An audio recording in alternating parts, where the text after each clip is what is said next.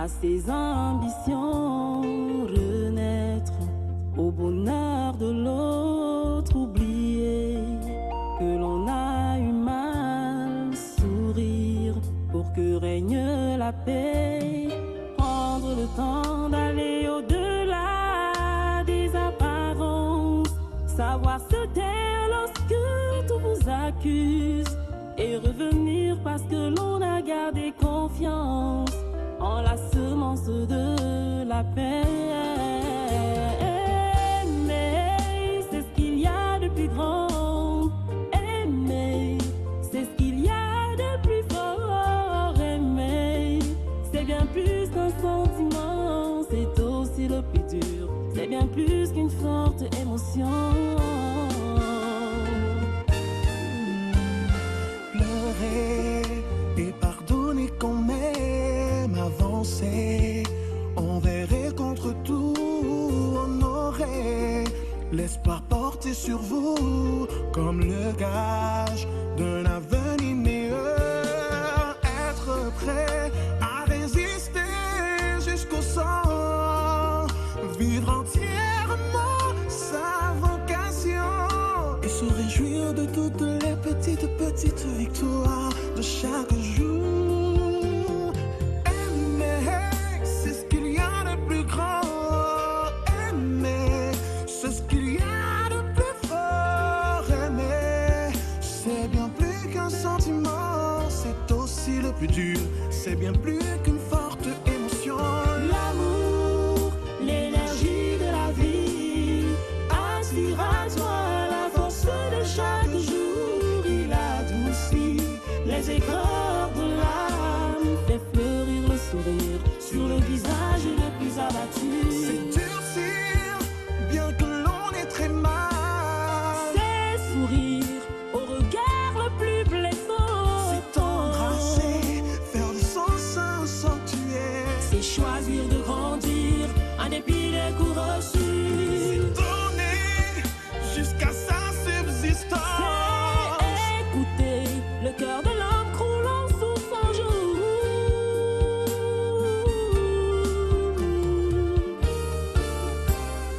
C'est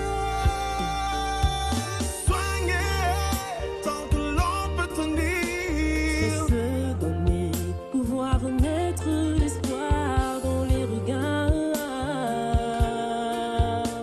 Verbe éternel d'amour qui veut remplir nos cœurs.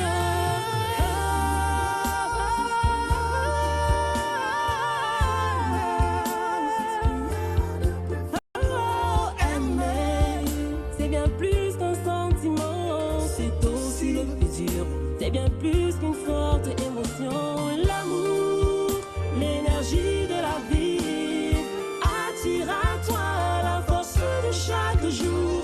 Il adoucit les aigreurs de l'âme.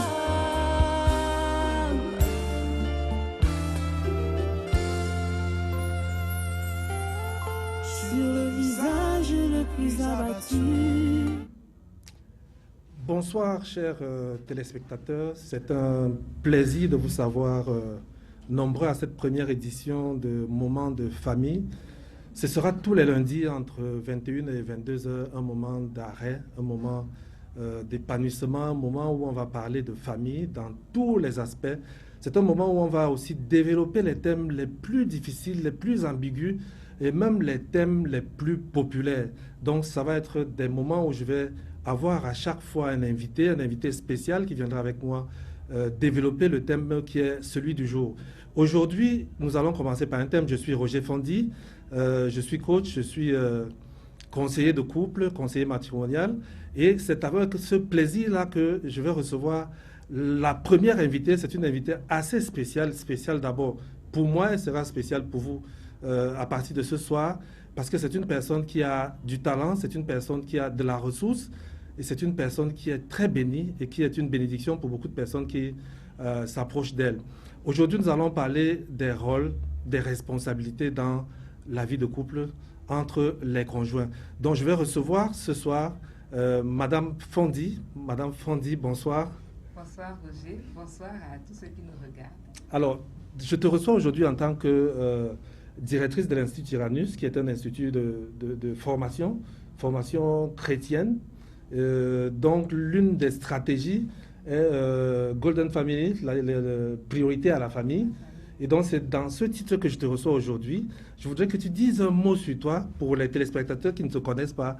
Qui es-tu exactement, Madame Fondy? Ça va être difficile de dire un seul mot. Je m'appelle Rachel Fondy. Ce n'est pas une coïncidence qu'on s'appelle Fondy, parce que Roger est mon mari. Et je suis la directrice de l'Institut Tyrannus, qui est un centre de formation chrétien, au travers duquel nous visons 3 objectifs: bâtir l'individu, bâtir la famille et puis bâtir la nation. Nous sommes persuadés qu'un individu qui est bien bâti dans toutes les dimensions de son être peut fonder une famille harmonieuse, et nous croyons aussi que c'est des familles harmonieuses qui fondent une société où il est agréable de vivre. Alors nous ne sommes pas une église, mais vraiment un centre de formation. Nous accueillons toutes les personnes qui désirent être effectivement formées pour avoir une qualité de vie et pour s'épanouir. Donc je ne sais pas si j'ai dit assez. Oui, mais je vais te poser des questions qui vont permettre de clarifier. La première question, c'est en termes de famille, en termes d'édification de la famille, d'épanouissement de la famille, que fait l'Institut Tyrannus exactement? Je veux parler des différentes stratégies, des différents programmes qui sont développés par l'Institut Tyrannus, dont tu es la directrice nationale. D'accord. Dans le but vraiment de bâtir les familles, nous organisons beaucoup de séminaires pratiques sur la vie de famille, et nous essayons de toucher tous les individus de la famille. Donc il y a l'école du caractère, par exemple, qui s'occupe déjà des plus jeunes. Là-bas, on a le club Excellence, où nous formons le caractère des plus jeunes personnes de l'âge de 9 ans à 20 ans. Et puis il y a la stratégie des célibataires épanouis. Là-bas, nous travaillons à bâtir des célibataires qui s'épanouissent pendant qu'ils sont célibataires, mais qui se préparent aussi pour réussir leur mariage. Nous avons une stratégie épanouie à 2, ici effectivement, qui vise les couples, où un mari peut apprendre à être le mari qu'il faut, et puis une femme peut apprendre à être l'épouse qu'il faut, et puis ils peuvent tous les deux apprendre à être les parents qu'il faut. Donc on a aussi une stratégie qui vise à apprendre aux gens comment réussir l'éducation de ses enfants. Ensuite, on a une autre stratégie qui vise l'épouse en particulier, qui s'appelle épouse influente. C'est-à-dire qu'une épouse a besoin de développer un leadership d'influence pour pouvoir jouer son rôle auprès de son mari. Et puis, il y a une autre stratégie qui s'appelle les maris, les époux de valeur. Voilà à peu près globalement. Donc, on organise beaucoup de conférences, beaucoup de séminaires, et puis particulièrement, on a ce qu'on appelle les groupes d'études bibliques des couples, là où les couples, effectivement, peuvent, en se fondant sur des versets bibliques, vraiment apprendre à gérer la réalité du mariage au quotidien et puis s'épanouir. C'est très intéressant parce qu'il y a des échanges d'expériences, et puis les problèmes qui paraissent graves dans ces échanges-là sont dédramatisés. Alors, il faut préciser pour terminer avec ta présentation que tu as fondé une école des femmes. Oui. Quel est le but de l'école des femmes?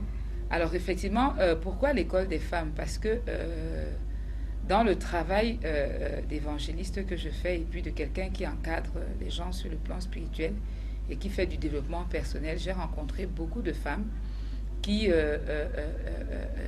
étaient déstabilisées du fait d'une relation conjugale qui n'était pas selon leurs attentes. Et les femmes sont souvent plus désemparées parce que nous, les femmes, nous sommes relationnelles. Et donc, quand la relation dans le couple ne fonctionne pas, en général, on est plus désemparé que les hommes. Et puis, donc, ça n'allait pas. Et puis, elles avaient l'impression que c'est désespéré. Parce que quand une femme pense qu'il faut que son mari change pour que ça aille mieux, la situation semble désespérée, alors qu'il y a la possibilité de faire à son niveau ce qu'il faut pour s'épanouir dans sa relation conjugale, pendant même que l'autre ne fait pas toujours ce qu'on pense. Et donc, à cause de ça, j'ai créé l'école des femmes. Et il y a des résultats? Il y a beaucoup de résultats. Les témoignages sont nombreux. Donc, on peut imaginer que nos téléspectateurs vont profiter de ton expérience sur l'école des femmes. Je pense aux femmes qui nous suivent en ce moment-ci. Vous avez une ressource là qui travaille essentiellement avec les femmes, surtout avec les femmes, pas uniquement avec les femmes, avec les hommes aussi. Revenons donc sur notre sujet, le sujet qui nous rassemble aujourd'hui, pour lequel les téléspectateurs se sont assis à l'écran pour attendre. Je voulais juste te démontrer et montrer que tu es une personne crédible qui peut développer ce sujet avec moi. Donc nous allons parler des responsabilités, les rôles des conjoints. Et nous allons commencer par quelques postulats. Le premier, c'est que les gens ne se marient pas pour souffrir. Oui. Le premier truc que les gens doivent savoir, c'est que le mariage, c'est pour être heureux. Est-ce clair? Effectivement, c'est-à-dire que la vie est trop courte. La vie est Puis trop courte. Le mariage n'est pas un centre de développement, de frustration. Le mariage est une très belle chose. Malheureusement, les gens ne savent pas dans quoi ils sont entrés. Le mariage, c'est une institution qui a son règlement, qui a ses techniques, qui a ses méthodes et qui a ses principes pour que ça soit épanouissant. Et maintenant, malheureusement, on entre beaucoup dans le mariage, et c'était moi-même mon cas, on entre beaucoup dans le mariage sans information, sans formation, et on croit que la relation va aller de soi, et puis on est souvent étonné que ça ne marche pas comme on pensait. Les gens apprennent, Roger, à prendre du temps pour apprendre à conduire une voiture. On prend même du temps pour apprendre une recette de cuisine. Mais combien de personnes prennent le temps d'apprendre à vivre le mariage? Beaucoup pensent que dès que le cœur bat, ça devrait pouvoir marcher. C'est-à-dire on n'a pas besoin d'un exercice. Dès qu'on aime quelqu'un, on devrait pouvoir s'épanouir avec lui. C'est la conception commune, la conception vulgaire, celle que tout le monde développe dehors. Mais le problème des sentiments, c'est que quand les défauts de l'un de l'autre se présentent, les sentiments fuient. Parce que les sentiments, ce sont des sentiments.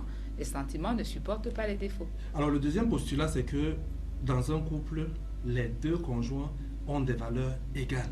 J'ai dit des valeurs égales. Oui, peut-être pas, certainement pas les mêmes responsabilités. Pas les mêmes responsabilités, mais des valeurs égales. De la même valeur. C'est-à-dire que c'est des êtres humains, c'est des êtres avec quasiment les mêmes sensibilités. Et donc, il n'y a pas d'a priori qu'on devrait mettre quand on se marie. Le dernier postulat, c'est que dans un mariage, les conjoints doivent être interdépendants. Ils n'ont pas à développer une dépendance quelconque. C'est plutôt de l'interdépendance. Je compte sur l'autre, il compte sur moi, et nous avons besoin de vivre ensemble dans cette relation d'interdépendance. Et c'est elle qui garantit que le mariage puisse s'épanouir. Mais le mariage a été créé par quelqu'un. Il ne faut pas qu'on se cache. C'est une institution qui a été créée par Dieu lui-même. Et Dieu a instauré un ordre. Dieu a instauré des règles. Dans ces règles-là, la première, c'est qu'il y a un chef absolu. Et ce chef absolu, c'est le mari. Chef absolu. Et je voudrais que sur cette chefferie absolue, qu'on s'accorde sur plusieurs détails. Le premier détail, c'est que c'est une chefferie de nomination. C'est-à-dire que c'est Dieu qui nomme l'homme chef. Ce n'est pas ses compétences, ce n'est pas ses attributs, ce n'est rien du tout. Ce n'est que la simple désignation, la simple souveraineté de Dieu qui fait de lui le chef dans la relation. Et dans cette relation, Dieu veut que la femme soit son aide. Et je crois que là, tu as quelque chose à dire. Une aide qui lui est semblable. Et hier, tu me décrivais cette notion d'aide, c'est-à-dire que la femme n'est pas un aide maçon ou un aide charpentier ou un aide mécanicien à qui on va lui dire « donne-moi la clé 10, donne-moi la clé 3 pour que je puisse faire mon travail ». La femme est comment à côté de l'homme? C'est un peu comme, pour bien comprendre ça, on peut parler d'un chirurgien. Donc, certaines personnes prennent la relation mari et femme comme un chirurgien avec une infirmière. Donc, il va dire à l'infirmière, passez-moi le bistouri. Bon, je ne sais pas exactement comment ça se passe, mais je suppose que c'est un peu comme ça. Et maintenant, d'autres prennent ça comme la relation d'un chirurgien avec un chirurgien assistant. Alors, il faut qu'on comprenne que la relation mari et femme, c'est plus chirurgien avec son assistant.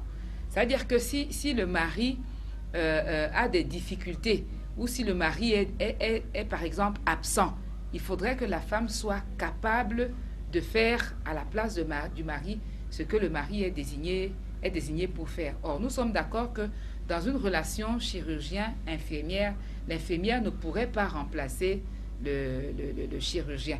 Mais par contre, dans une relation chirurgien-assistant, en cas de difficulté, le chirurgien assistant peut remplacer le chirurgien. Donc, Dieu a placé la femme à côté de son mari comme l'aide qui lui convient parfaitement, l'aide semblable. Et un mari sage a besoin de voir sa femme comme l'aide qui lui convient et comme une ressource que Dieu a placée à ses côtés pour lui permettre effectivement d'accomplir sa mission et d'amener sa famille là où il faut. Donc l'homme a tout intérêt à le comprendre et à développer tout ce qu'il faut pour que sa femme puisse s'épanouir, puisse grandir, pour être vraiment une aide comme il se doit. Alors, les responsabilités, nous allons y arriver. Nous commençons par les responsabilités du mari. Dans l'ordre qui a été établi par Dieu lui-même, l'homme a deux grandes responsabilités. La première responsabilité, c'est d'aimer, et la deuxième responsabilité, c'est de diriger. Et ce n'est pas la chose la plus facile. Parce que certains pensent qu'être chef dans une relation, c'est très simple, c'est très comment on peut dire ça, ça donne des galons, on donne des ordres, mais ils ne savent pas que c'est très compliqué.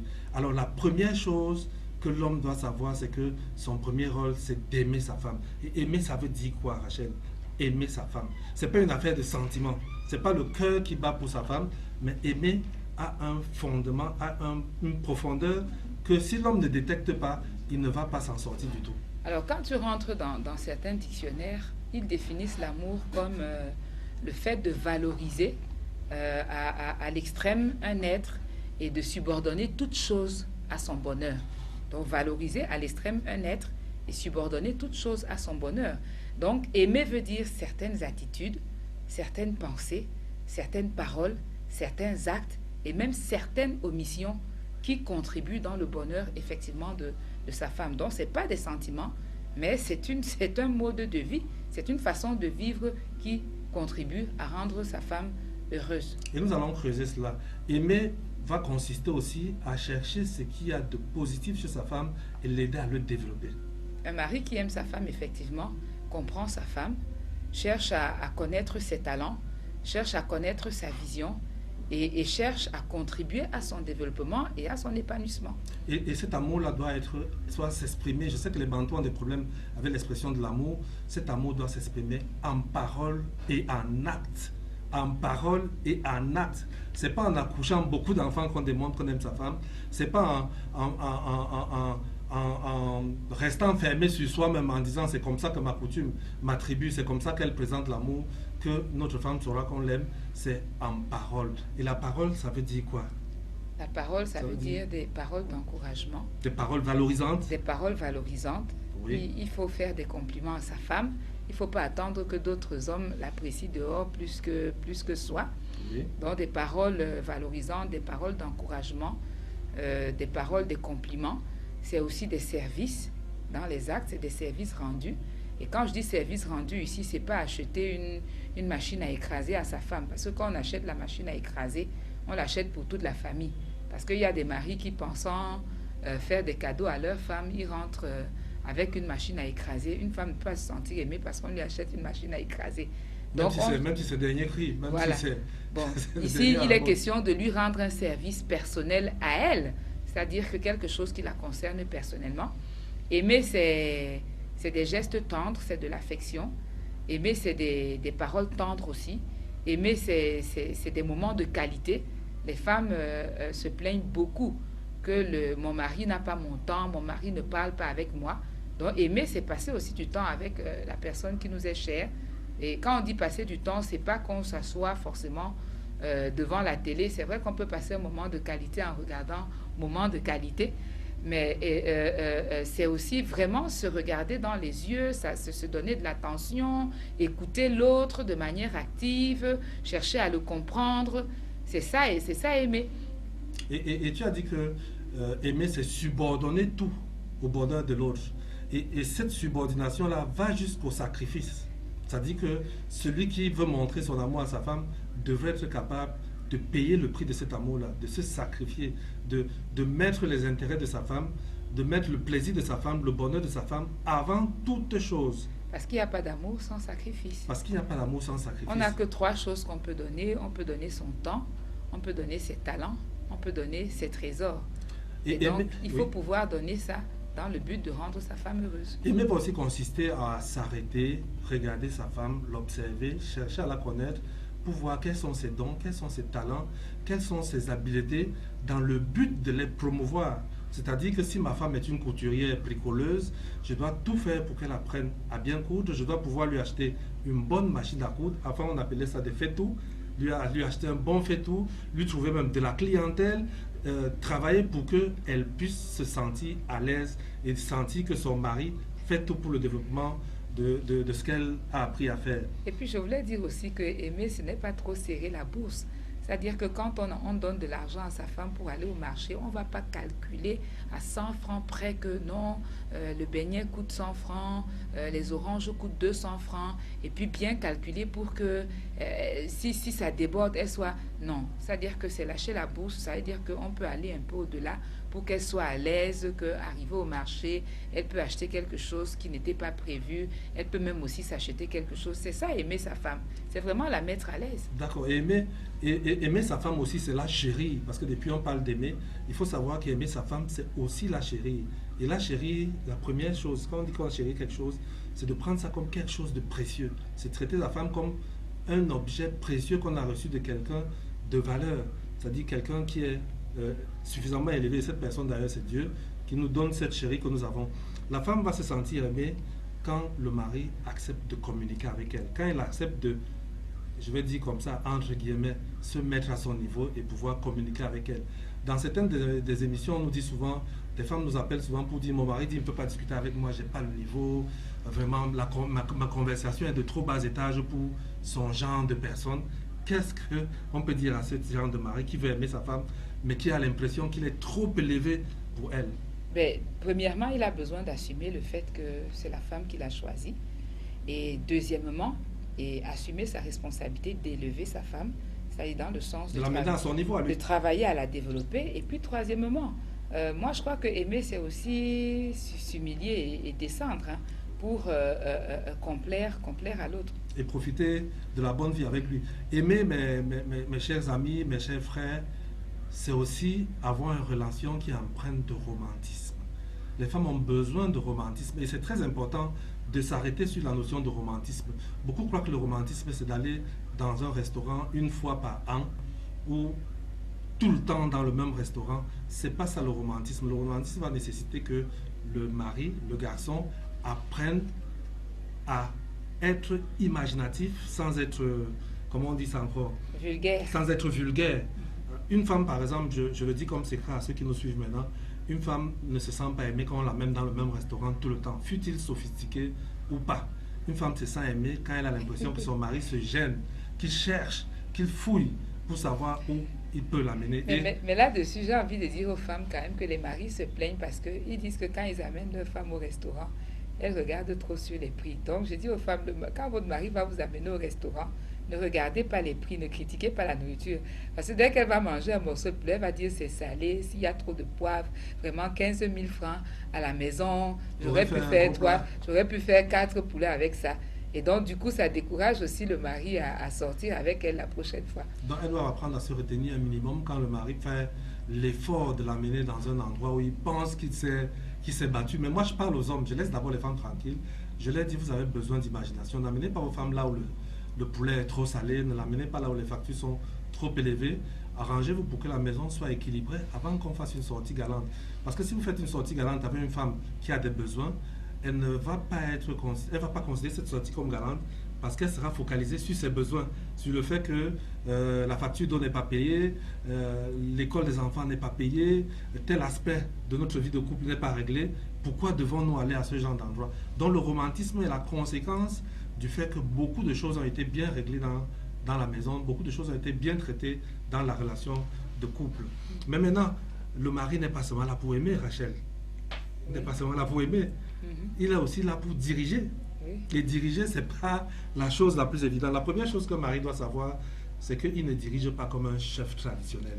Ce n'est pas une chefferie. La famille n'est pas une chefferie traditionnelle. La famille, c'est une équipe. C'est une équipe.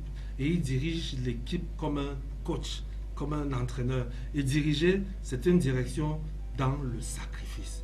Direction dans ce qu'on appelle le service. C'est-à-dire qu'un père qui dirige sa famille doit être capable de dire que quand mon fils a cassé le verre, il l'a cassé après que je lui ai montré comment on entretient un verre. Pas qu'il soit assis les deux pieds sur le canapé en train de regarder un débat à la télévision et il dit c'est plutôt comme ça qu'il faut faire, et alors qu'on ne l'a jamais vu faire. Donc la direction, c'est dans le service. Et diriger, c'est être d'abord un modèle. Et être un modèle, c'est pas la chose la plus évidente. Je dis souvent aux jeunes qui se marient que être un modèle, ça commence longtemps avant le mariage. Oui. Parce que c'est pas spontané. Mais la difficulté, c'est que beaucoup parmi nous n'ont pas reçu de modèle et donc ne savent pas toujours qu'est-ce qu'il faut faire, qu'est-ce qu'il faut dire à la maison. Mais quand on devient adulte, on est responsable et on a toujours le défi de chercher un endroit où l'on peut apprendre effectivement à être un modèle. Donc le leadership du mari, c'est un leadership certes de position, mais aussi c'est un leadership d'influence. Et là-dessus, les maris ont besoin d'offrir à leurs femmes et à leurs enfants vraiment un bon modèle qu'ils peuvent suivre.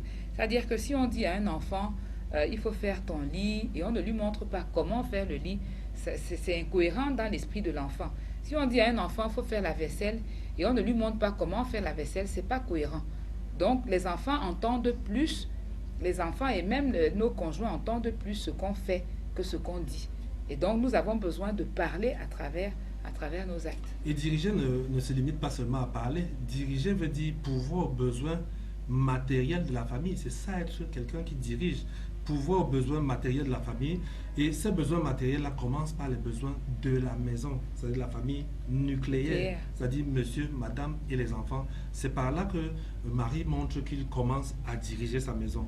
Diriger, c'est aussi être prêt à faire des sacrifices. Rachel a commencé à en parler tout à l'heure du fait qu'il faut faire des sacrifices. Une femme qui va au marché n'a pas besoin de discuter le prix pendant 30 minutes parce que le mari avait déjà dit que c'est 125 francs et qu'on l'attend pour faire des comptes à la maison. Il a besoin de faire des sacrifices. Son sacrifice à lui, c'est pour que sa femme ait une certaine souplesse, une certaine largesse. Ça me plaît quand arrivé au marché, je vois une femme qui peut s'arrêter parce qu'elle est fatiguée à acheter un jeu. Mais il y en a qui ne peuvent pas. Parce que le mari est comme un lion à la maison, il dirige la famille comme un empire. Je ne sais même pas si on dirige un empire comme ça. Il dirige avec toute la rigueur, avec toutes les frustrations que cela peut générer, avec la rudesse possible. Ça, ce n'est pas diriger. Diriger, c'est faire ces sacrifices-là. Diriger aussi, c'est prendre des initiatives. Beaucoup de maris sont dans le principe que, comme il travaille, quand il a donné l'argent de ration, l'argent de quoi encore? Peut-être du loyer, le reste, il ne s'occupe plus. Là, on ne peut pas dire qu'il dirige. J'en rencontre qui me disent, bon, c'est ma femme qui s'occupe du budget, c'est ma femme qui s'occupe de... Et parfois, on se demande, comment est-ce qu'il dirige sa famille? Sur quelle rubrique peut-on dire qu'il dirige sa famille? Il a délégué. Il a délégué, mais on ne délègue pas tout. Parce que si vous déléguez tout, ça veut dire simplement que vous avez démissionné. Et donc, l'homme a besoin de diriger sa famille. Et avant d'arriver aux femmes, Rachel, qu'est-ce qu'une femme peut faire pour aider son mari à diriger? Pour aider son mari à diriger, elle a besoin de démontrer l'aptitude de se laisser facilement diriger. Elle a besoin de se laisser... Il y a des femmes qui n'arrivent pas à se laisser diriger. C'est une aptitude. Et diriger aussi consiste à prendre l'initiative de satisfaire aux autres besoins de sa femme. La femme a beaucoup de besoins. Il n'y a pas que les besoins, comment on appelle ces besoins-là, cardinaux, c'est-à-dire logement, nutrition, santé, habillement, transport. Elle a beaucoup d'autres petits besoins.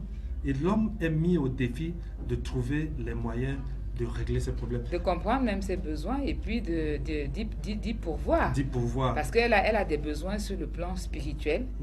Et c'est là que les femmes se sentent aimées par un mari qui est pieux, par un mari qui prie avec elle, n'est-ce pas?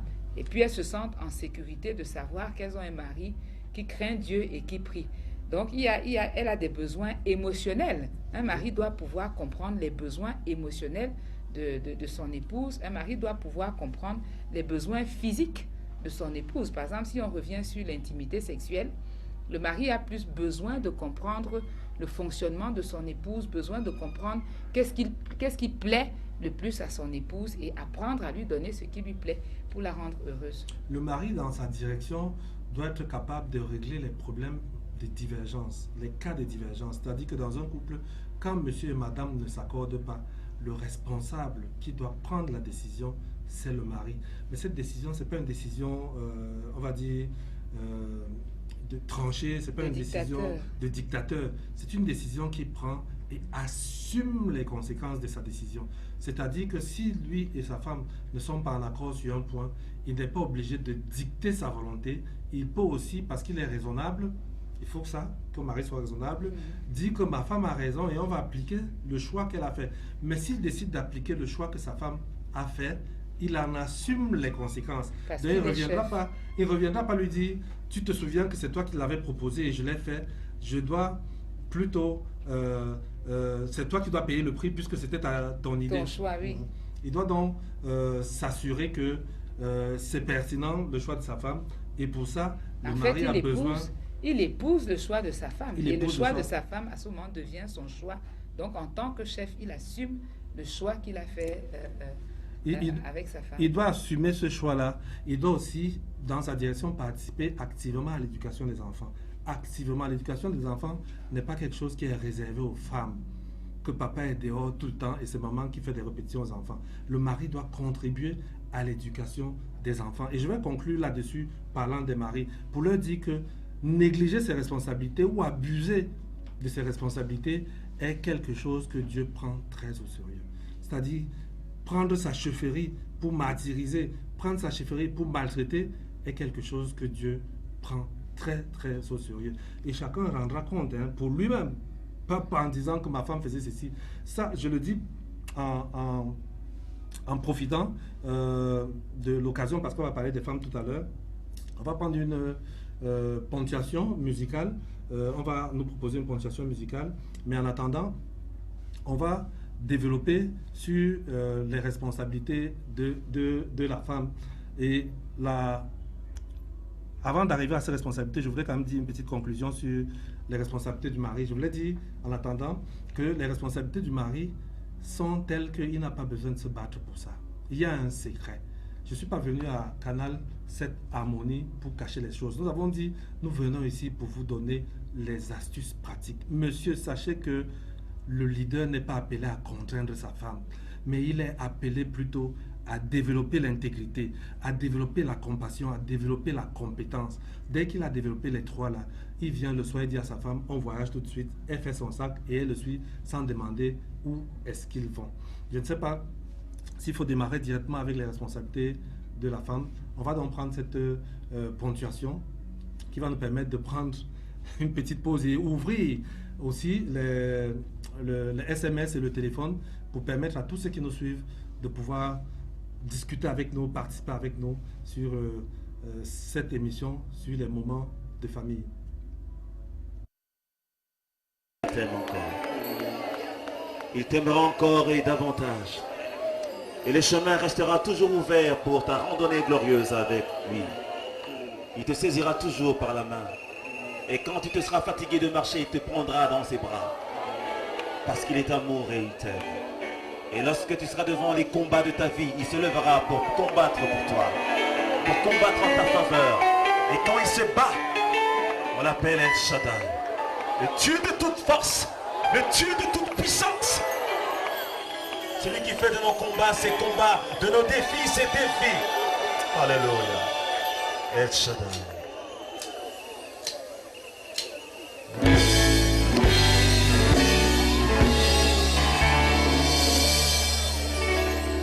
Shaddai, Adonai, le Dieu tout-puissant, le roi compatissant. Lui que le ciel révère, que la terre préfère, et tout l'univers le vénère. El Shaddai, le Dieu sans faille, je lui dois ma délivrance, il est ma puissance. Le Dieu de mes espoirs, qui m'est fait voir tous ses exploits, en lui je crois. Je trouve une place devant sa face, El Shaddai trouve sa demeure dans mon corps. Laisse-moi t'écrire un chant d'amour.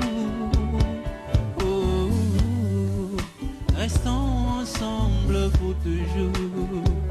Oh, tendre Père, laisse-moi te dire un chant d'amour.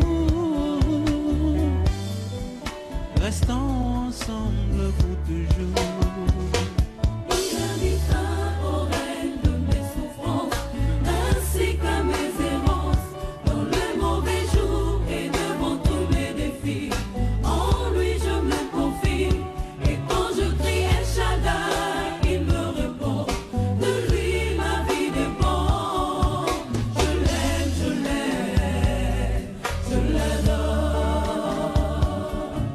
Je l'aime, je l'aime, je l'adore. Je l'aime, je l'aime, je Oh l'adore. oui, tu as mis fin, Tu as mis fin au tu as mis fin, ainsi qu'à mes errances, ainsi qu'à mes errances dans les mauvais jours et devant tous en mes toi je me défis. confie. Et quand je crie El Shaddai, tu me réponds. De toi ma vie Oh, dépend. toi ma vie dépend, Seigneur, Je t'adore, je t'adore mon roi. je t'aime, je t'aime. Je t'aime Seigneur, je t'aime, je t'adore. Tu comprends tout ce qui m'effraie. El Shaddai, devant tes yeux, je suis précieux. Car je vous le prie de mon salut, la vie de Jésus-Christ, mon seul abri. Change mes pleurs en cris de joie, l'artisan de mon bonheur, l'auteur de ma gloire. Et l'ombre de ta main sur mon chemin vient rassurer mes lendemains. Je trouve une place devant sa face, El Shaddai tout sa demeure dans mon cœur.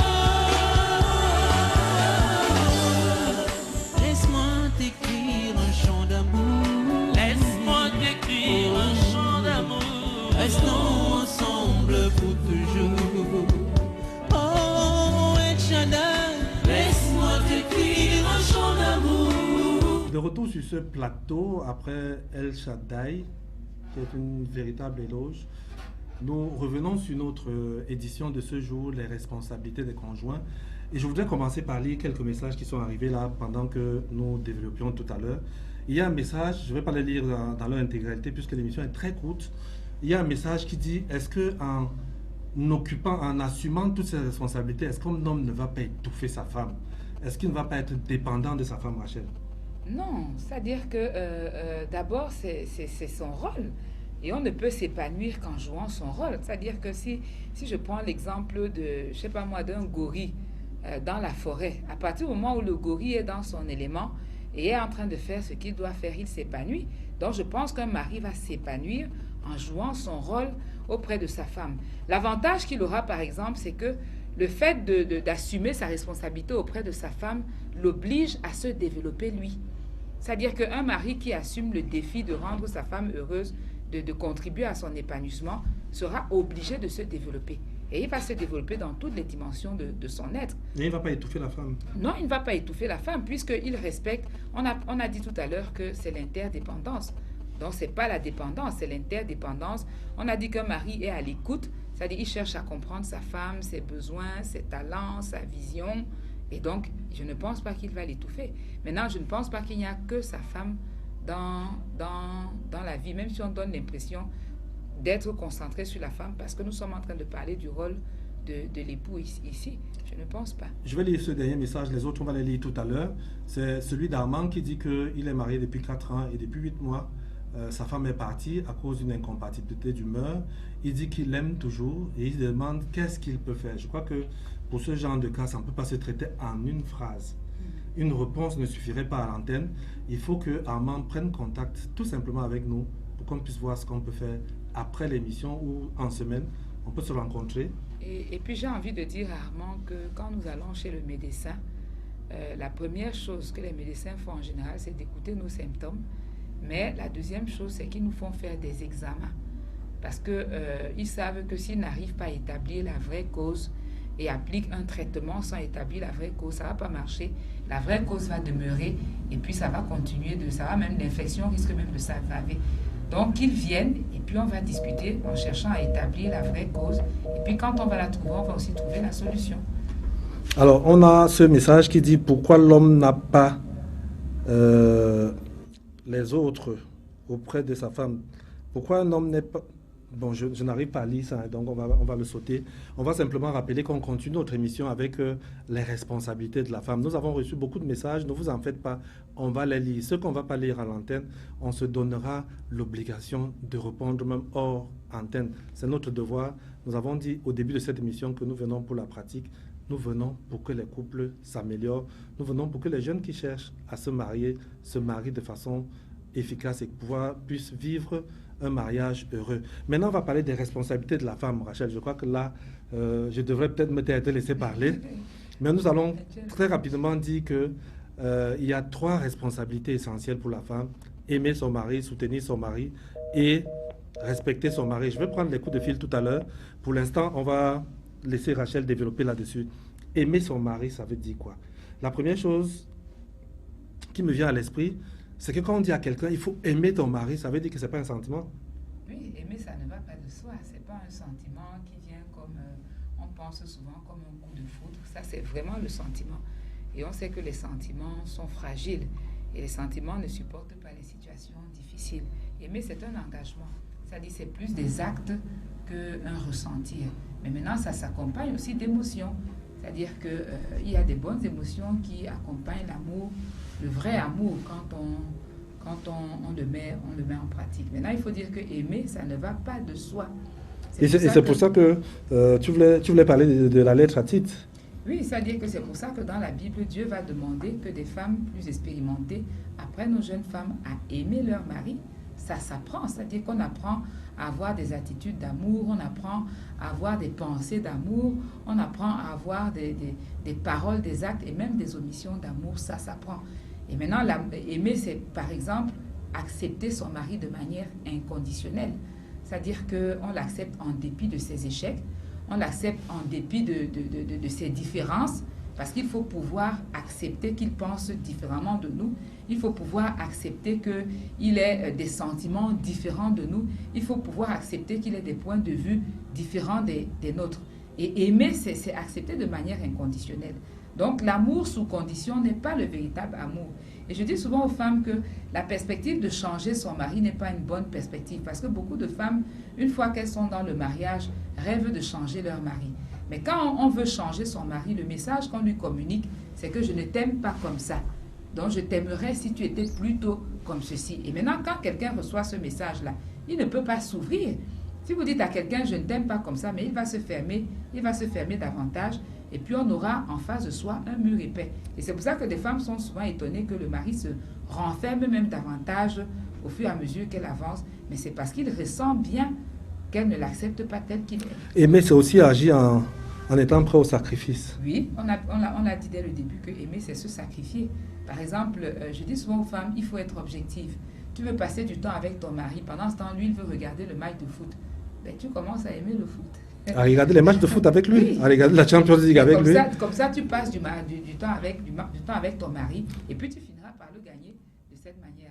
Et aimer de cette façon-là, c'est aussi lui accorder la priorité. Le mari est le chef, et donc il faut pouvoir se réserver pour son mari.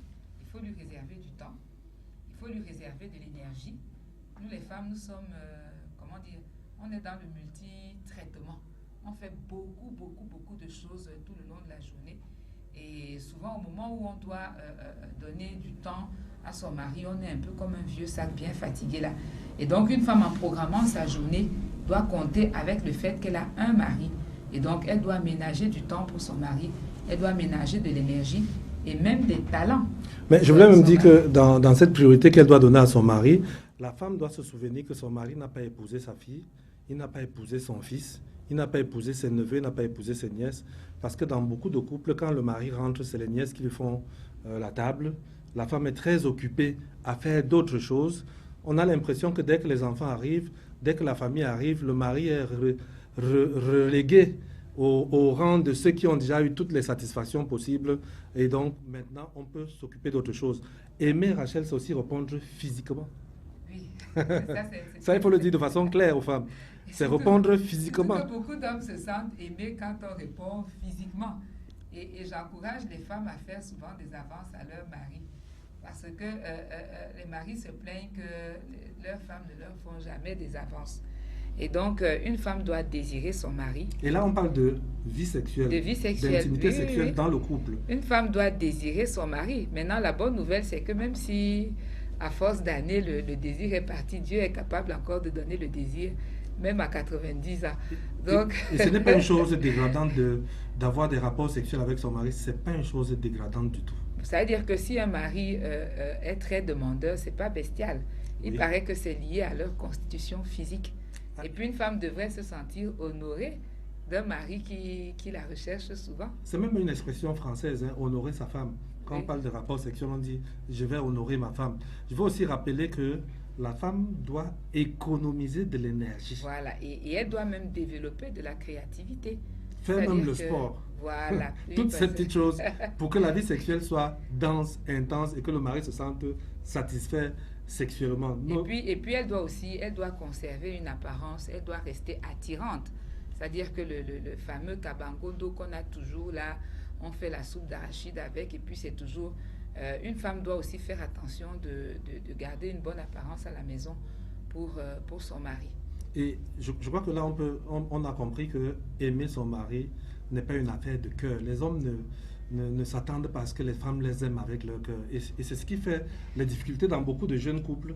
La femme arrive, elle est amoureuse, follement amoureuse de son mari, et elle a l'impression qu'il ne répond pas à cet amour-là. Parce qu'elle se trompe sur ce point-là. Elle croit qu'il attend qu'elle l'aime de son cœur, alors que lui, son amour est basé sur un certain nombre d'éléments.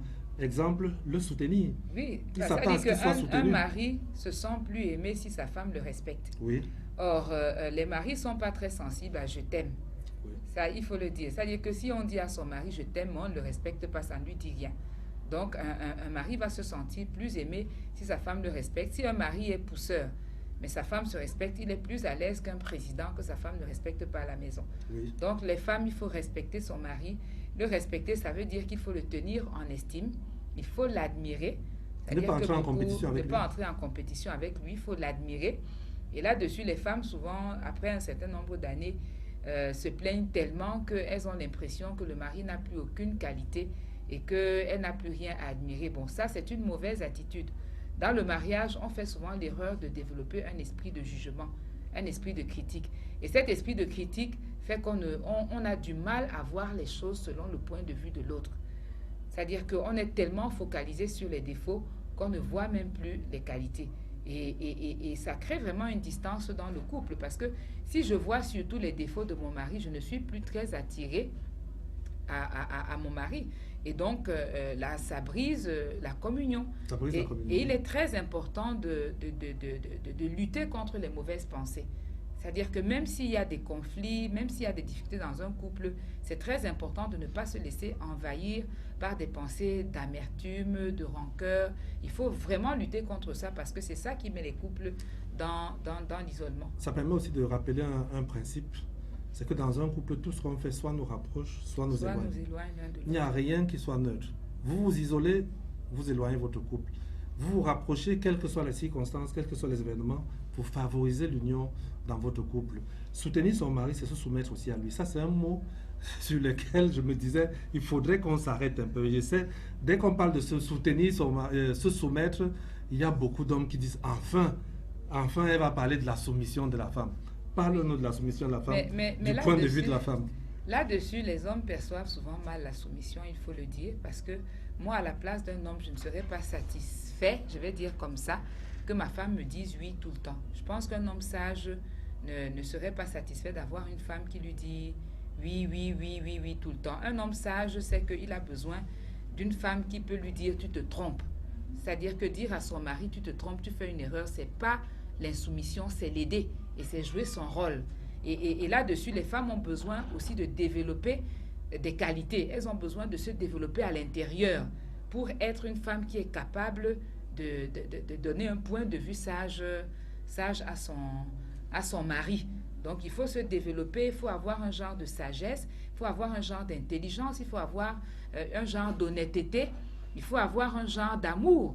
Parce qu'un mari qui sait que sa femme s'oppose à son point de vue, par amour pour lui, la suit facilement, alors que s'il sait qu'elle le fait par esprit de contradiction. Je prends par exemple l'exemple d'un mari, d'une femme qui se plaint que son mari ne s'occupe pas des petits-enfants. Par exemple, il ne lave jamais les enfants.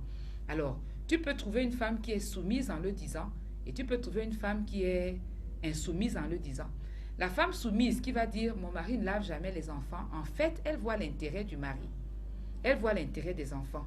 Et elle sait qu'un mari qui lave les enfants, il développe l'intimité avec ses enfants. Ça lui fait du bien et ça fait du bien aux enfants. Et elle va faire ça dans le but de l'épanouissement de son mari et de ses enfants. Le mari va percevoir ça et il va suivre facilement. Mais maintenant, une femme qui le fait simplement par amertume, par esprit de contradiction, le mari le perçoit et le mari le fera plus difficilement. Donc, la soumission n'est pas une mauvaise chose. C'est un principe. Et puis, ce n'est pas une affaire seulement des femmes. Nous avons tous besoin de soumission. Parce que nous sommes tous dans des systèmes où il y a un supérieur hiérarchique et puis il y a quelqu'un qui est plus en bas.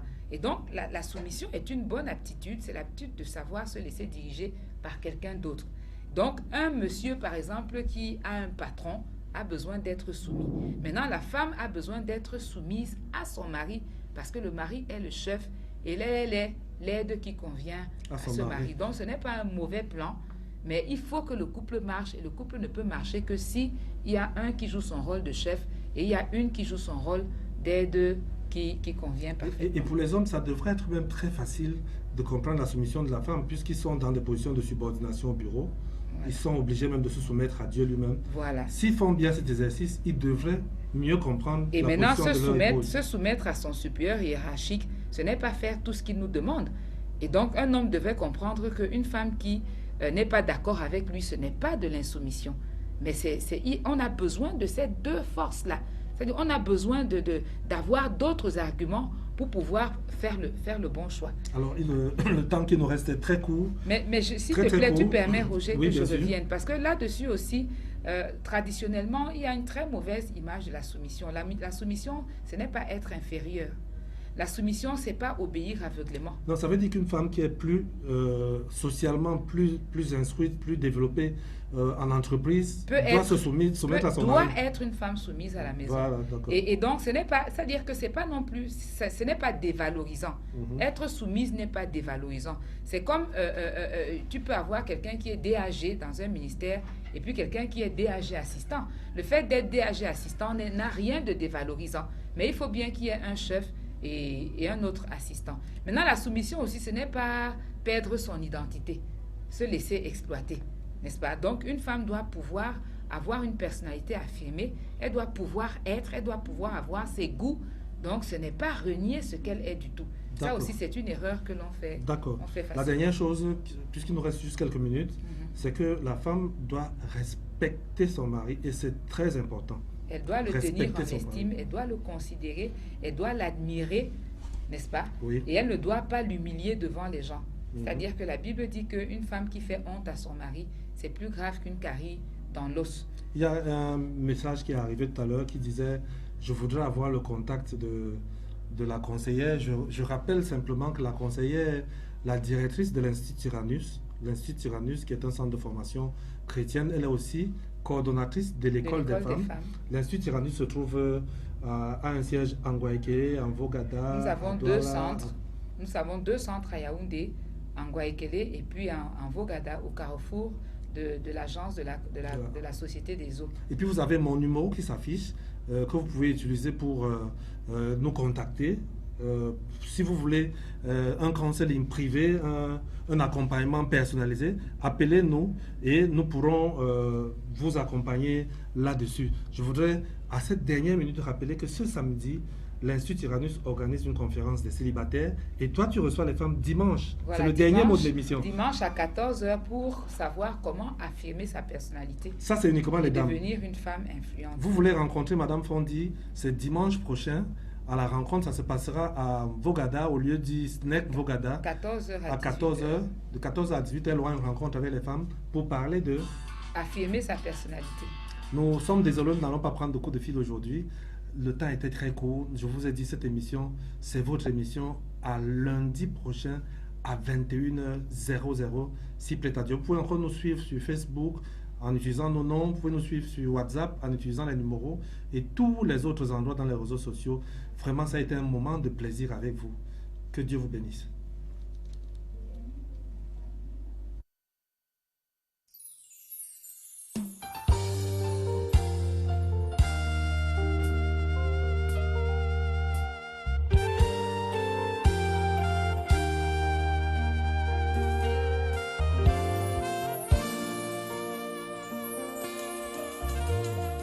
Mourir à ses ambitions, renaître au bonheur de l'autre, oublier que l'on a eu mal, sourire pour que règne la paix, prendre le temps d'aller au-delà des apparences, savoir se taire lorsque tout vous accuse et revenir parce que l'on a gardé confiance en la semence de la paix. Aimer, c'est ce qu'il y a de plus grand.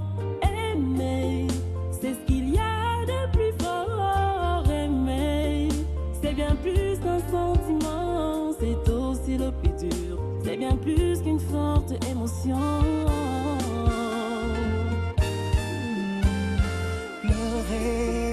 Et pardonner quand même, avancer, on verrait contre tout, on aurait l'espoir porté sur vous comme le gage d'un avenir meilleur. Être prêt à résister jusqu'au sang, vivre entièrement sa vocation et se réjouir de toutes les petites victoires de chaque jour. Aimer, c'est ce qu'il y a de plus grand. Aimer, c'est ce qu'il y a de plus fort. Aimer, c'est bien plus qu'un sentiment, c'est aussi le plus dur. C'est bien plus qu'une forte émotion. L'amour, l'énergie de la vie, aspire à toi la force de chaque jour. Il adoucit les écorts de l'âme, fait fleurir le sourire sur le visage le plus abattu. C'est durcir, bien que l'on est très mal. C'est sourire au regard le plus blessant. C'est embrasser, faire du sens un sanctuaire. C'est choisir de grandir en dépit des coups reçus. Donner jusqu'à sa subsistance. C'est écouter le cœur de l'homme croulant sous son joug.